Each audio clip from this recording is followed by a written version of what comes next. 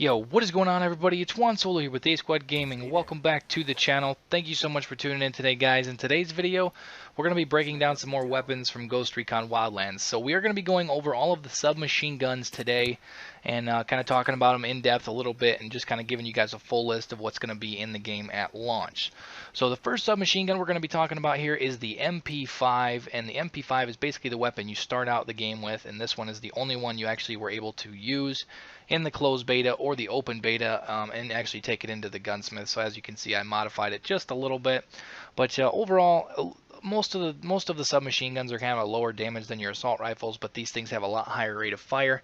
Noise reduction is all the way up on this thing, so this thing is a very stealthy weapon. If you put a suppressor on it, not many people are going to be able to hear it, even with the suppressor, even at point blank range. Handling, pretty much going to be high on all the submachine guns, but overall it's the generic one. Obviously it's the first one that you get, and it's not a bad submachine gun. It's pretty average, to say the least. So next, let's see if I can get this right here. There we go. We're going to be talking about the P90. So the P90 submachine gun, very high handling. Obviously submachine gun, actually a decent damage for a submachine gun, decent rate of fire. Noise reduction isn't quite where I would want it to be for a submachine gun, but it might be actually because I don't have a silencer on it right now, which is why the other one was very high. That's probably why. But this gun, it's been in a lot of different other video games, and it's kind of like a really kind of run and gun, very close range kind of a weapon, very low range, high rate of fire. Decent submachine gun, very unique looking submachine gun, especially with the magazine that pops out of the top. But overall, decent submachine gun. Next, we're going to be talking about the PP19. I actually did pick this up a few times in the beta and played with it. It's average. You know, I'm more of an assault rifle player myself, but it's pretty average. Pretty low rate of fire for a submachine gun. Pretty decent handling. Damage wasn't too bad. Accuracy was a little bit of a problem. You add the foregrip on it, it was still a little bit of a problem. But overall, not a bad submachine gun. Very good at close range, you know, really close range. This would be more of a CQB, a close quarters combat weapon. Would probably be the best way to use this weapon if you're going inside buildings and stuff like that. Next, we have the SR635. This is I'm kind of surprised this isn't in the assault rifle class, because this behaves a lot more like an assault rifle. Damage is very good. Accuracy, pretty decent. Handling's pretty good. Range is where it gets you. This is where you can tell that it's a submachine gun, but it's still a decent weapon. It kind of reminds me like of an M27 or somewhere around that. Even kind of looks like the SIG 226 that's in this game. But rate of fire, very low for a submachine gun. This is going to be a very interesting gun to use, to see exactly what the best way to use it is going to be. But I'll have to do some testing with it, and only time will tell. But we'll get into that at a later date. But overall, it's a strange submachine gun, being the fact that it has a low rate of fire, and it has a very high damage. So it's going to be an interesting one to use. So next, the MP7.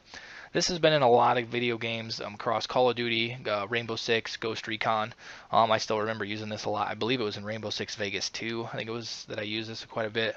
But pretty low damage, accuracy, not too bad, you know, typical for a submachine gun, but all handling is peaked. This is a very good weapon for handling. Rate of fire, one of the highest rate of fires in the submachine gun class. It definitely puts bullets downrange very quickly. Noise reduction, the noise reduction is actually quite high for being the fact that it does not have a suppressor on it, so I'm a little bit surprised about that. Very short range, because it has such a high rate of fire. It's going to have a low range, but overall, it's a pretty good weapon. This is a good weapon for extreme close quarters. You're going to basically melt anybody within, you know, first, you know, few feet or whatever. Very close range weapon. It's going to be very lethal. Next, we have the 9mm CI. So this is a very unique weapon. It kind of reminds me like the old school Type 100 that was in a few Call of Duties, and also I believe it was kind of a variant of that was in Battlefield 1. Has the magazine that you pull out of the side and then the perforated barrel down at the end, and it's a very unique weapon. I'm not sure exactly how much I'm going to use this. I'm not really a submachine gun player, and I'm not sure exactly what all attachments you can put on this, but it's not bad. It looks unique, but overall it's definitely isn't going to be the weapon for me. Noise reduction is not bad. Handling's decent. Everything else is pretty average across the board. I'm kind of surprised that the rate of fire isn't a little bit higher, but that's just the way this weapon is. It's definitely a very old school weapon. Next, we have the 9x19 VSN. So this kind of reminds me, I'm trying to think how I want to put it. It sort of looks like an AK-74U in a way. And then it also, I'm trying to remember what it is. I can't remember what it actually, but look at all the perforations in basically the firing mechanism all the way down the barrel and stuff like that. Handling very good. Rate of fire pretty average. Damage is not bad for a submachine gun. It's pretty good for damage. Accuracy could be a little bit higher, but I would probably just throw a foregrip on there and it would probably increase that pretty well.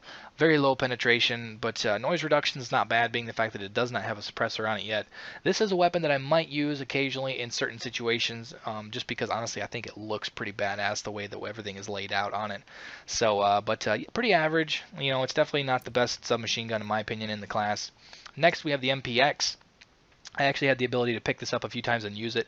I love the way this thing sounds. It sounds really, really cool. That's one thing that Ubisoft and Red Storm did right, is all the weapons sound really, really good, and they fit in this game very, very well. So handling, pretty good for a submachine gun. Obviously, it's up there towards the top. Rate of fire is pretty high. Noise reduction is quite high for being the fact that there is not a suppressor on it yet. And as you can see, there's a free floating barrel, which kind of makes me wonder why the fact that the accuracy is not higher. But it's not a bad weapon. You know, like I said, I picked it up a few times, played around with it. It's not a very good weapon for decent, long-range engagements, obviously, because it's a submachine gun. But overall, it's not bad. It's a pretty decent weapon. Next, we have the PSG, which kind of reminds me of the M4 carbine, just a little bit shorter barrel, obviously. But accuracy, pretty decent for a submachine gun. Handling's pretty good. Rate of fire, pretty good. Also with noise reduction. This could almost act as an assault rifle. If you throw, I'm not sure if you can actually throw long barrels on submachine guns or not. Actually, that's terrible work on my part. I did not check that because I don't really play with submachine guns. But this weapon, it's probably not going to be one that I use, as you can see, like another free floating barrel, but like an M4 sort of variant, I guess you could say. Sort of kind of looks like the front mount of an ACR as well, but not a bad gun, probably one of the better ones for damage in the submachine gun class. So next we have the Scorpion Evo 3. So this one, if I'm going to be using a CQB weapon or close quarters, stuff like that, this is going to be my go-to because the rate of fire is almost all the way up. Range is pretty decent. Handling's good. Accuracy's not bad for a submachine gun. Damage, it's not the best. But I use this in Call of Duty Black Ops 2 quite a bit. I believe I dabbed with it. I think I don't remember what other game it was in. I want to say it was in one of the Rainbow Six games. I can't remember. But this gun is so much fun to use, and I actually really look forward to being able to put it on, or at least find it on the ground, so I can hear what it sounds like. I'm really curious to see exactly what this thing sounds like. But honestly, looks cool. It looks a little bit sort of futuristic with the way the layout is, and especially up past the front sight post. But I'm really looking forward to using this weapon in the game just to kind of see exactly how it works. Next, we have the Vector 45 ACP. The highest rate of fire in the submachine gun class. Very good handling. Accuracy is not bad. Noise reduction, again, not too bad. Used this in a lot of the Call of Duty games and a couple other Rainbow Six, I think it was Rainbow Six or Tom Clancy games. Pretty good weapon, very unique design, the way it looks with basically the entire gun being encased like that, but not a bad weapon. It's definitely not the best one out of the submachine gun class, but it does have the highest rate of fire, and it will definitely shred people in close quarters. Next, we have the Experimento #42, which is basically the same thing. I'm trying to remember what one that was. It the 9mm C1. It's basically a variant of the 9mm C1. This is an epic weapon, or an exotic weapon that you get from one of the bosses that drops. Really, in my personal opinion, probably one of the ugliest guns I've ever seen in my entire life. But you cannot mod this. This comes as is, so you get an iron sight with a laser sight and a crazy-looking wooden foregrip. But, it's definitely not one of the prettiest guns in the game, but it's probably useful nonetheless. And then we have the Mendeleev, I think that's how I spell it, Mendeleev, which is a variant of the 45 ACP.